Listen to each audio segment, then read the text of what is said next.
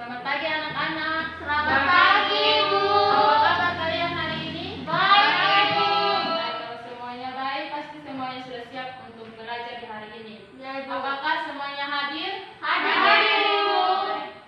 Sebelum kita memulai pembelajaran kita di hari ini, kita akan memulainya dengan doa dan Ibu sendiri yang akan memimpin kita dalam doa.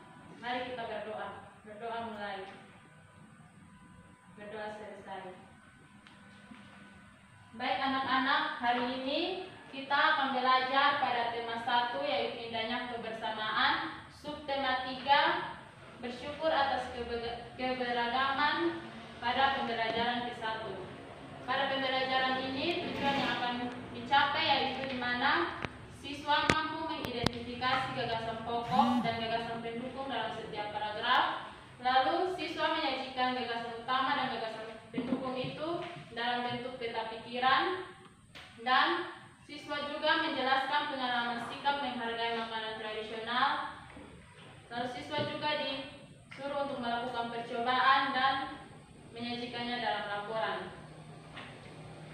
Baik anak-anak, kita tahu bahwa negara kita Indonesia memiliki keanekaragaman budaya, baik itu dalam adat istiadat, tarian adat, alat-alat musik, permainan tradisional, dan juga makanan tradisional.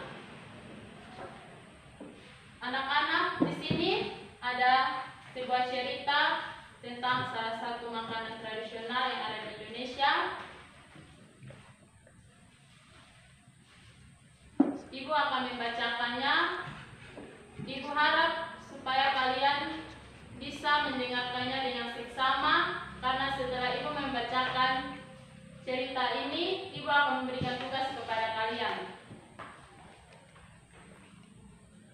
Baik, dodol Betawi Mak Salma. Sebentar lagi kota Jakarta akan berulang tahun. Seperti tahun-tahun sebelumnya, Mak Salma menerima banyak pesanan. Mak Salma adalah pembuat dodol tradisional Betawi di kampungnya. Biasanya ketika menyambut ulang tahun kota Jakarta, banyak pertokoan yang mengadakan festival Betawi. Makanan Betawi menjadi jajanan di festival. Kerak telur, bir peletok, dan dodol Betawi menjadi primadona makanan dalam menyambut Dirgahayu Jakarta. Sudah sejak seminggu yang lalu, Mak Salma bekerja keras. Ia dan beberapa ibu-ibu tetangganya membuat adonan dodol. Ketan, gula merah, gula pasir, dan santan dicampur menjadi satu. Membuat dodol Betawi dalam pembuatannya biasanya membutuhkan kerjasama. Tidak hanya perempuan, laki-laki pun terlibat dalam pembuatannya. Mak Salma dan ibu-ibu menyiapkan bahan-bahan, mengarut kelapa, dan menumbuk beras ketan. Adonan dituang kawah lalu diaduk hingga kental. Proses mengaduk ini dilakukan terus-menerus selama 8-12 jam. Pembuatannya memang berat dan lama, oleh karena itu pembuatan dodol Betawi membutuhkan kerjasama. Untuk memenuhi pesanannya, Mak Salma selalu melibatkan tetangganya. Mak Salma ingin rezeki yang diperolehnya dari dodol Betawi tidak dirasakannya sendiri. Mak Salma juga ingin dodol Betawi selalu dikenal. Ia ingin warga di sekitarnya juga ikut melestarikan makanan tradisional milik kampung sendiri. Dodol Betawi Mak Salma ikut melestarikan budaya, memupuk kerjasama, serta menjalin keakraban antar warga negara. Nah, anak-anak, dari teks yang sudah Ibu baca, kita tahu bahwa dalam setiap teks pasti ada paragraf.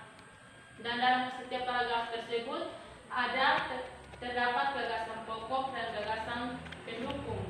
Gagasan pokok di sini akan menjelaskan gagasan pokok merupakan kalimat utama atau kalimat inti dalam sebuah paragraf, sedangkan gagasan pendukung adalah kalimat penjelas untuk gagasan pokok. Ibu juga akan menjelaskan tentang ciri-ciri dari kalimat utama atau gagasan pokok, yaitu bersifat lebih umum dari kalimat lainnya, biasanya terletak di awal atau di akhir paragraf, dan yang ketiga dapat berdiri sendiri jika kalimat lain dihilangkan. Lalu ciri-ciri dari kalimat penjelas adalah bersifat lebih khusus dari kalimat lainnya, biasanya berupa contoh, data maupun pernyataan-pernyataan. Yang ketiga, satu paragraf terdiri atas beberapa kalimat. Dan yang keempat, tidak dapat berdiri sendiri. Apabila kalimat lain dihilangkan, maka kalimat tersebut memahami. Ibu akan membagikan lembar kerja kepada kalian.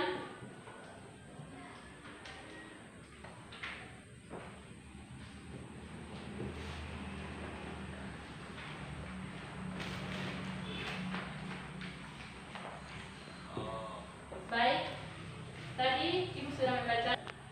Baik, Ibu sudah membagikan lembar kerja kepada kalian. Di situ ada teks dan ada beberapa paragraf di dalamnya. Ibu meminta kalian untuk mencari gagasan pokok dari paragraf 1 dan paragraf 2 serta mencari gagasan pendukungnya dan diisi pada peta pikiran yang ada di lembar kerja kalian.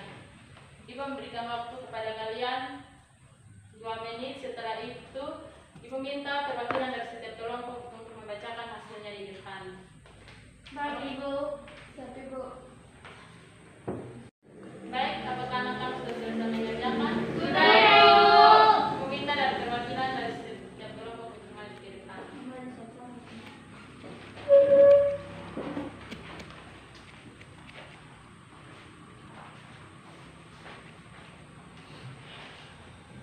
Silakan dari kelompok 1. Baik, gagasan pokok dari paragraf 1 yaitu sebentar lagi kota Jakarta akan berulang tahun. Gagasan pendukungnya yaitu seperti tahun-tahun sebelumnya, Mak Salma menerima banyak pesanan. Gagasan pendukung yang kedua yaitu Mak Salma adalah pembuat dodol tradisional Betawi di kampungnya. Gagasan pendukung berikutnya yaitu biasanya ketika menyambut ulang tahun kota Jakarta, banyak pertokoan yang mengadakan festival Betawi. Gagasan pendukung berikutnya yaitu makanan Betawi menjadi jajanan di festival, kerak telur, bir pletok, dan dodol Betawi menjadi primadona makanan dalam menyambut Dirgahayu Jakarta. Dari kelompok 2, gagasan pokok ada pada paragraf yang kedua. Sudah sejak seminggu yang lalu, Mak Salma bekerja keras. Untuk gagasan pendukung ada 8. Gagasan pendukung yang pertama, ia dan beberapa ibu-ibu tetangganya membuat adonan dodol. Yang kedua, ketan, gula merah, gula pasir, dan santan dicampur menjadi satu. Yang ketiga, membuat dodol Betawi membutuhkan kerjasama. Yang keempat, tidak hanya perempuan, laki-laki pun terlibat dalam pembuatannya. Yang kelima, biasanya Mas Salma dan ibu-ibu menyiapkan bahan memarut kelapa dan menumbuk beras ketan. Yang keenam, adonan dituang kawah lalu diaduk hingga kental. Yang ketujuh, proses mengaduk ini dilakukan terus-menerus selama 8-12 jam. Pembuatannya memang berat dan lama. Yang kedelapan, oleh karena itu pembuatan dodol Betawi membutuhkan kerjasama. Baik, mari kita tepuk tangan untuk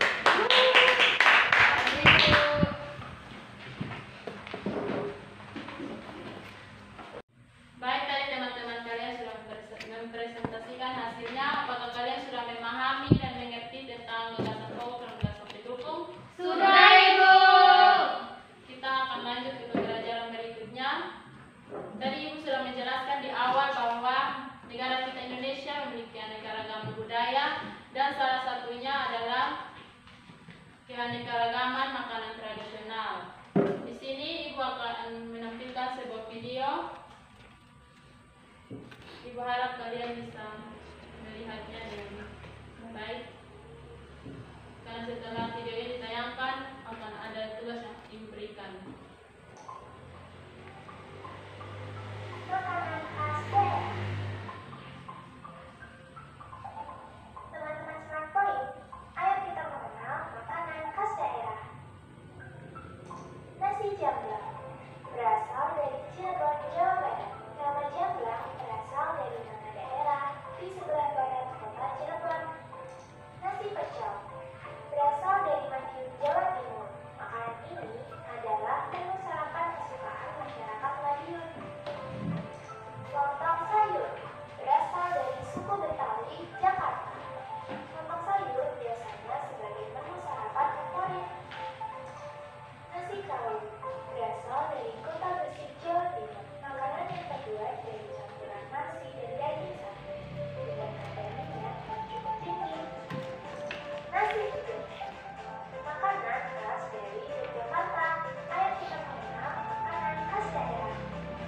jamblang berasal dari Cirebon, Jawa Barat. Nasi pecel berasal dari Banten, Jawa Timur. Lontong sayur berasal dari suku Betawi, Jakarta. Nasi kawin berasal dari Kota Gresik, Jawa Timur. Nasi uduk makanan khas dari Yogyakarta. Nah teman-teman, itu tadi beberapa makanan khas daerah. Sampai jumpa. Baik anak-anak, tadi kalian sudah melihat video tentang makanan tradisional yang ada di beberapa daerah. Di sini Ibu akan memberikan tugas kepada kalian. Di sini ada 2 pertanyaan yang akan kalian jawab, yaitu yang pertama, tulislah jenis-jenis makanan tradisional beserta daerah asalnya yang kamu ketahui. Lalu yang kedua, tulislah cara-cara menghargai makanan tradisional Nusantara. Ibu memberikan waktu kepada kalian 2 menit. Baik, apakah sudah selesai mengerjakan? Sudah, Ibu. Baik, Ibu minta salah satu kalian untuk maju ke depan. Silakan, Angel.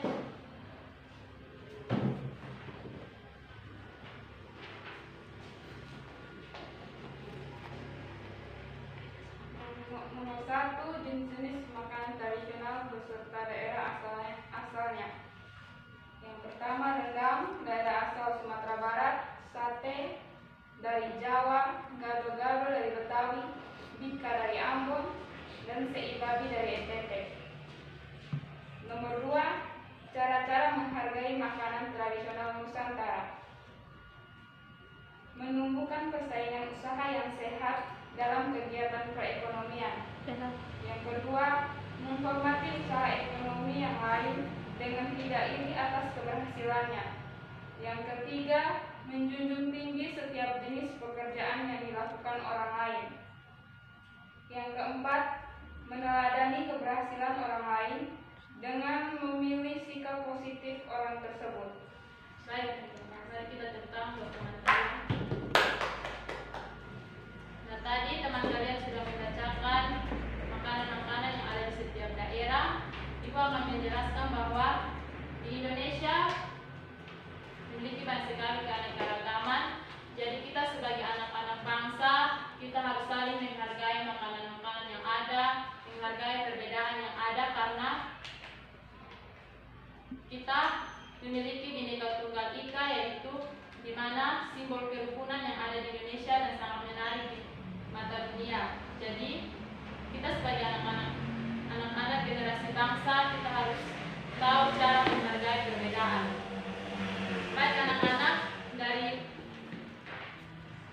pembelajaran ini apakah anak-anak sudah memahami tentang keanekaragaman makanan tradisional yang ada di negara kita? Sudah, Ibu. Baik. Selanjutnya kita akan mempelajari tentang bunyi. Ibu akan menjelaskan. Minggu lalu kita sudah belajar tentang bunyi, dan hari ini kita akan belajar lebih dalam lagi, yaitu sifat-sifat bunyi. Sebelumnya Ibu ingin bertanya, apakah bunyi memiliki sifat-sifat yang lain? Apakah ada yang tahu? Tidak tahu, Ibu. Ya, silakan Angel. Bunyi dapat merambat, bunyi dapat dipantulkan, dan bunyi dapat direndam. Ya, jadi bunyi sifat yang sudah kalian serap teman kalian jelaskan itu, yaitu yang pertama bunyi dapat merambat, yang kedua bunyi dapat dipantulkan, dan yang ketiga bunyi dapat diredam. Lalu ada syarat bunyi yang dapat didengar oleh kita, yaitu adanya sumber bunyi, ada pendengar, dan ada media penghantarnya. Jadi anak-anak, bunyi memerlukan media penghantar untuk perambatannya, yaitu seperti udara, sal cair, dan benda padat. Di sini, baik, di sini Ibu akan menyuruh kalian untuk melakukan sebuah percobaan sederhana. Ada alat-alat tambahan yang sudah Ibu siapkan, yaitu ada piring kaca, ada gabus, ada tabung dari kertas, dan ada beberapa buku. Di sini Ibu akan menyuruh kalian untuk melakukan percobaan tentang bunyi.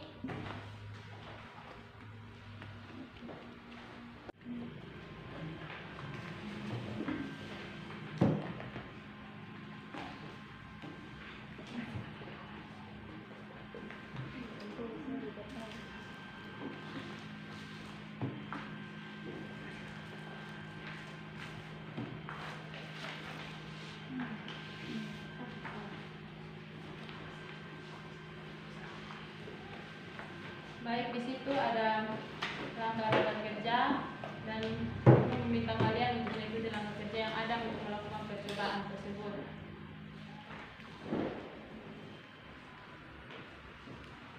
Yang pertama,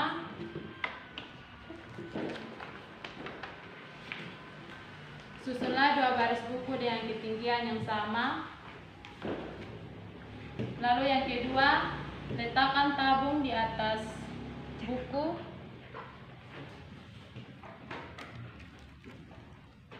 Dan yang ketiga, letakkan arloji ke dalam salah satu tabung. Dan coba teman kalian bisa mendengarkannya dari ujung tabung yang lain. Mendengarkan bunyi detak arloji. Apakah kamu dapat mendengar bunyi detakan jarum arloji? Bisa, Ibu. Baik. Lanjut yang kedua.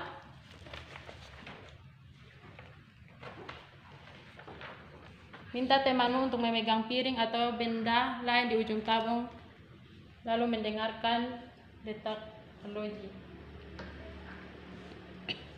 Silakan.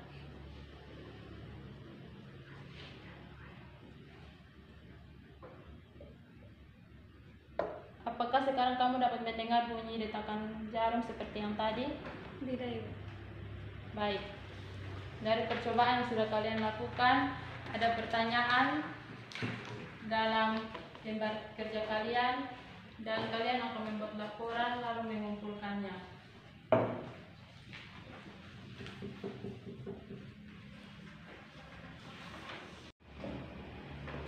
Baik anak-anak, tadi teman kalian sudah melakukan percobaan tentang bunyi.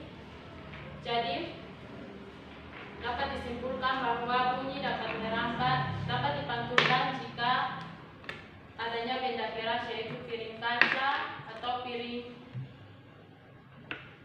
plastik dan seng. Lalu bunyi tidak dapat didengar ketika atau diserap ketika adanya benda-benda lunak seperti spons, gabus dan lain sebagainya. Apakah dari percobaan tersebut anak-anak sudah paham? Paham, Ibu. Baik.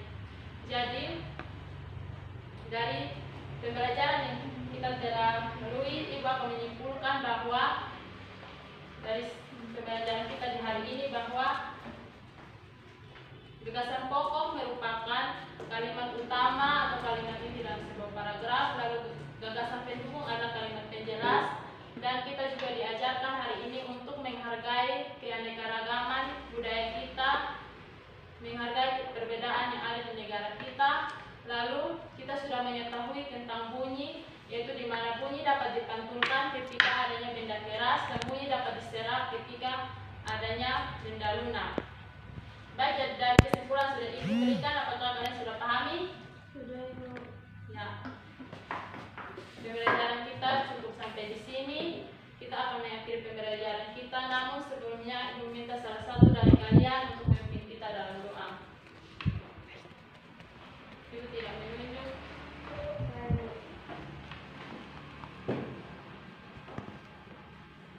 Teman-teman, sebelum kita pulang, mari kita berdoa. Berdoa selesai. Terima kasih, Nanti. Ya, Ibu. Selamat